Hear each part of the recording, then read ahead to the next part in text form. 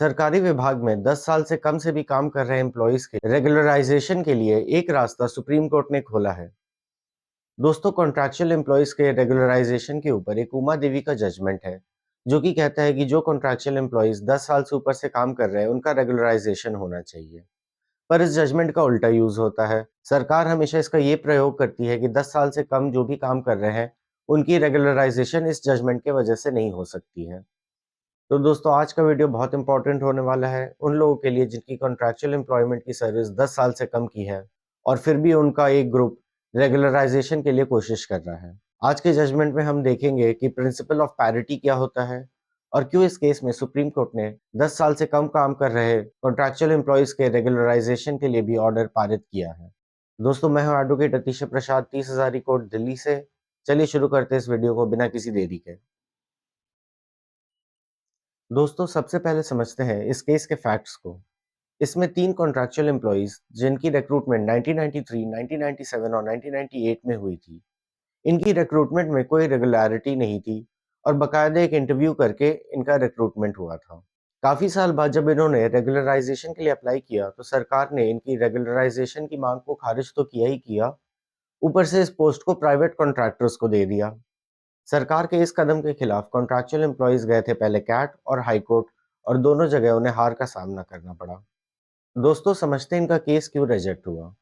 दोस्तों, कैट में और हाई कोर्ट दोनों जगह सरकार ने ये दलील दी कि उमा देवी का जजमेंट कहता है कि 10 साल से कम काम कर रहे कॉन्ट्रैक्चुअल एम्प्लॉइज का रेगुलराइजेशन नहीं हो सकता है, और कैट और हाई कोर्ट ने इस दलील को मान लिया। अब मामला गया सुप्रीम कोर्ट, जिस केस को हम अभी डिस्कस कर रहे हैं। दोस्तों, सुप्रीम कोर्ट में कॉन्ट्रैक्चुअल एम्प्लॉइज का केस सक्सेसफुल रहा। क्यों सक्सेसफुल रहा? क्योंकि सुप्रीम कोर्ट ने प्रिंसिपल ऑफ पैरिटी को अप्लाई किया इस केस में। हम समझते हैं क्या है प्रिंसिपल ऑफ पैरिटी। दोस्तों, सिंपल शब्दों में प्रिंसिपल ऑफ पैरिटी कहता है कि दो ग्रुप ऑफ एम्प्लॉइज अगर सिमिलरली प्लेस्ड है तो उनको सिमिलर ट्रीटमेंट मिलनी चाहिए। इसका मतलब है कि अगर दो ग्रुप ऑफ एम्प्लॉइज है जिनकी रिक्रूटमेंट एक ही तरीके से हुई है, तो दोनों पे रेगुलराइजेशन के नियम भी बराबर से लगने चाहिए।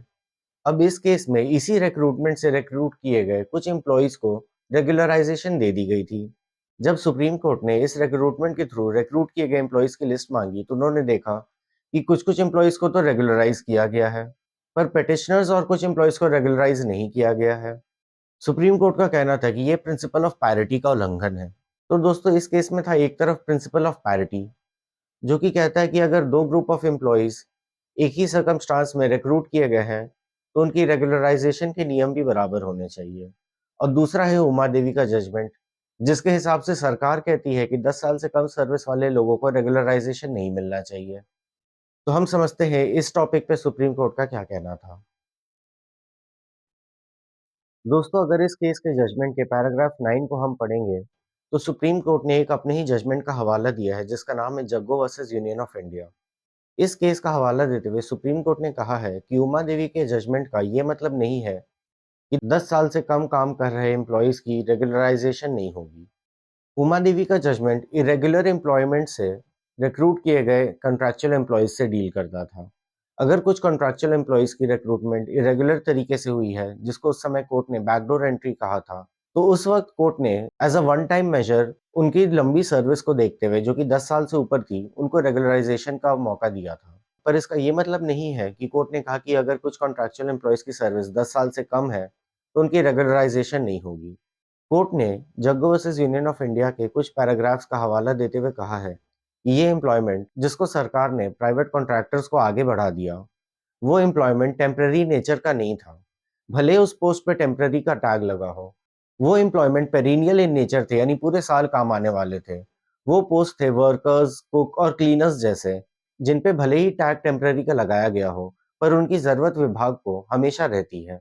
इन चीजों को देखते हुए कोर्ट ने कहा कि अगर एम्प्लॉयमेंट इरेगुलर तरीके से नहीं हुई है, nature of work continuous and perennial in nature है, यानी पूरे साल काम आने वाला काम है, तो फिर केवल उमा देवी जजमेंट का हवाला देके उन वर्कर्स को रेगुलराइजेशन से वंचित रखना उचित नहीं होगा। सुप्रीम कोर्ट ने कहा कि इस केस में सरकार को प्रिंसिपल ऑफ पैरिटी लगानी चाहिए।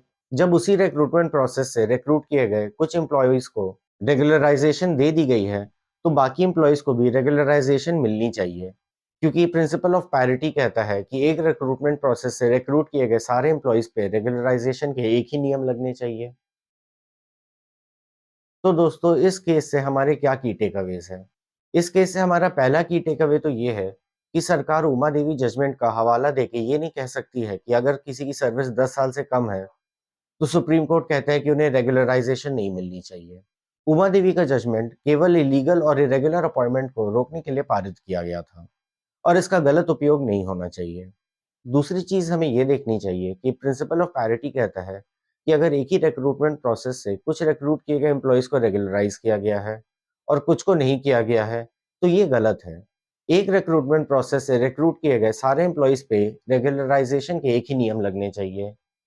तो दोस्तों आई होप आज का केस एनालिसिस आपको पसंद आया हो। केस की डिटेल्स डिस्क्रिप्शन में है जिससे आप जजमेंट को भी पढ़ सकते हैं। ये जजमेंट्स उन सारे लोगों को काम आएगा जिनकी रेगुलराइजेशन सरकारी विभाग उमा देवी जजमेंट का गलत हवाला देके रोक रही है। और ऐसे लीगल अपडेट्स के लिए जुड़े रहे हमारे चैनल प्रसाद लॉ से।